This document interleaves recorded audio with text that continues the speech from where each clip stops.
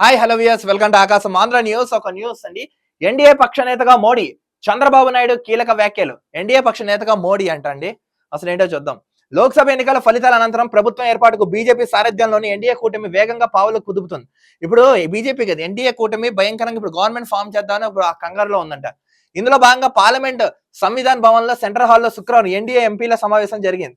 So ఎంపీల సమావేశం జరిగిందంట ఢిల్లీలో. ఎన్డీఏ పార్లమెంటరీ పార్టీ సమావేశానికి ఎన్డీఏ పక్ష నేతలు ఎంపీలు హాజరయ్యారు. సో ఇప్పుడు ఎంపీలు వీళ్ళందరూ హాజరయ్యారంట. ఎన్డీఏ పక్ష నేతగా మోడీని ఏకగ్రీవంగా ఎన్నుకున్నారు.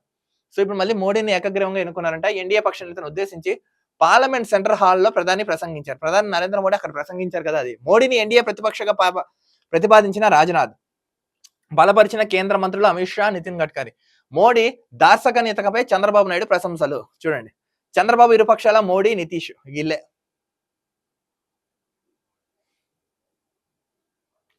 వరుసగా మూడోసారి కేంద్రంలో బీజేపీ నేతృత్వంలో ఎన్డీఏ కూటమి ప్రభుత్వం ఏర్పాటు కాబోతుంది. సో ఇది థర్డ్ టైం మళ్ళీ బీజేపీ సెంట్రల్ లో గవర్నమెంట్ ఫామ్ చేయబోతుంది. ఈ నేపథ్యంలో మోడీ తమ నేతగా ఎన్నుకోవడానికి ఎన్డీఏ ఎంపీలు ఢిల్లీలో పాత పార్లమెంట్ భవన్ సెంట్రల్ హాల్లో శుక్రవారం సమావేశమయ్యారు. ఎన్డీఏ పక్ష నేతగా మోడీ పేరును కేంద్ర మంత్రి రాజ్నాథ్ సింగ్ ప్రతిపాదించగా, కేంద్ర మంత్రి రాజ్నాథ్ సింగ్ గారు ప్రతిపాదించారంట మోడీ మాకు పీఎంగా ఉండాలని.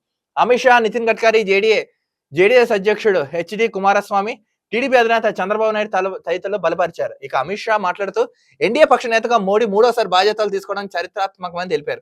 సో అమిత్ షా గారు కూడా మాట్లాడారు, తెలిపి ఏమంటున్నారు, థర్డ్ టైం ప్రైమ్ మినిస్టర్ గా నరేంద్ర మోడీ గారు మళ్ళీ బాధ్యతలు తీసుకోవడం ఇది గొప్ప విషయమని ఆయన చెప్పుకొచ్చారు. ఈ సందర్భంగా చంద్రబాబు నాయుడు మాట్లాడుతూ ప్రధాని మోడీ 3 నెలల పాటు రాత్రి పగలు తేడా లేకుండా ప్రచారం నిర్వహించి పార్టీని అధికారంలోకి తీసుకొచ్చారని తెలిపారు. నిజంగా మార్నింగ్ డే నైట్ 75 years ఆయన 3 kilometers లోపలికి వెళ్ళి ధ్యానం చేసుకుని వచ్చాడండి. నిజంగా మోడీ ఒక యోగి అండి. ఆయనకి ఎందుకో అటు ఇటు అయింది కానీ బట్ అతను ఈజ్ అ గ్రేట్ మ్యాన్.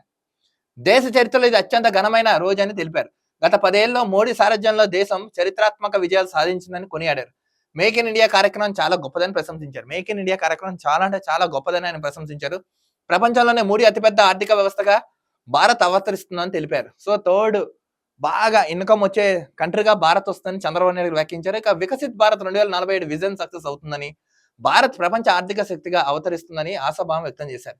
ఏపీలోనూ 3 బహిరంగ సమావేశాలు, ర్యాలీల్లో ప్రధాని పాల్గొన్నారని, మోడీ నేతృత్వంలోని 2047 నాటికి భారత్ నెంబర్ 1 గా నిలుస్తుందని తెలిపారు. 2047 కి భారత్ ప్రపంచంలో ఫస్ట్ గా నిలుస్తుందని చంద్రబాబు నాయుడు గారు తెలుపుకొచ్చారు. ఇక చూడండి, ఈ సమావేశంలో మోడీ నాయకత్వాన్ని లాంఛనంగా ఆమోద ముద్ర వేశారు. కొత్తగా ఎన్నికైన 240 మంది ఎంపీలతో పాటు టీడీపీ, జేడీయూ, శివసేన, అంటే ఇతను ఉన్నాడు కదా షిండే, ఆయన పేరేంటి, లోక్నాథ్ షిండే ఏదో ఉంటుంది, ఏకనాథ్ షిండే, లోక్ జనశక్తి రామ్ విలాస్, ఎన్సీపీ, జేడీఎస్, జనసేన, అబ్నాల్ సహా ఇతర మిత్రపక్షాలు ఎంపీలు, బీజేపీ పాలిత రాష్ట్రాల ముఖ్యమంత్రులు, ఉప ముఖ్యమంత్రులు హాజరయ్యారు. మోడీ నాయకత్వాన్ని సమర్థిస్తూ ఏకగ్రీవ తీర్మానం చేశారు. మొత్తానికి ఏంటంటే మోడీని మళ్ళీ ప్రైమ్ మినిస్టర్ గా ఎన్నుకుంటూ మొత్తం ఈ రోజు మొత్తం అన్ని కుటుంబ సభ్యులు ఉన్న పార్టీలు, ముఖ్యమంత్రులు, ఉప ముఖ్యమంత్రులు అందరూ ఢిల్లీలో సమావేశమే. పవన్ కళ్యాణ్ గారు కూడా హాజరై ప్రసంగించారు. సో నరేంద్ర మోడీ గారిని మూడోసారి ప్రధానమంత్రిగా ఎన్నుకుంటున్నారంట. మొత్తానికి ఏంటంటే బీజేపీ మళ్ళీ మూడోసారి కేంద్రంలో గవర్నమెంట్ ఫామ్ చేసి మోడీ గారు ప్రైమ్ మినిస్టర్ అవుతున్నారంట. బీజేపీ ఒక చిన్న రిక్వెస్ట్ అంటే జీఎస్టీ రద్దు చేయండి, నిత్యావసర ధరలను తగ్గించండి, నియంత్రణలో ఉంచండి. నెక్స్ట్ ఇంకోటి ఏంటంటే గవర్నమెంట్ జాబ్స్ నోటిఫికేషన్స్ త్వరగా, హెల్త్, ఎడ్యుకేషన్ బాగా పెట్టండి. ఈసారి మీరు నెక్స్ట్ ఎలక్షన్ లో మంచిగా ప్రచారం చేయండి. ఈసారి పిచ్చిగా కాకుండా మంచిగా చేసుకుంటే ఈసారి మీరు 400 సీట్లు నెక్స్ట్ ఎలక్షన్ అయితే వస్తాయితే నేనైతే అనుకుంటున్నాను.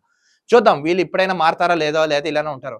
మరో వీడియోతో కలుద్దాం. అంతవరకు చూస్తున్నాండి ఆకాశం Andhra news. This is Dilip signing off.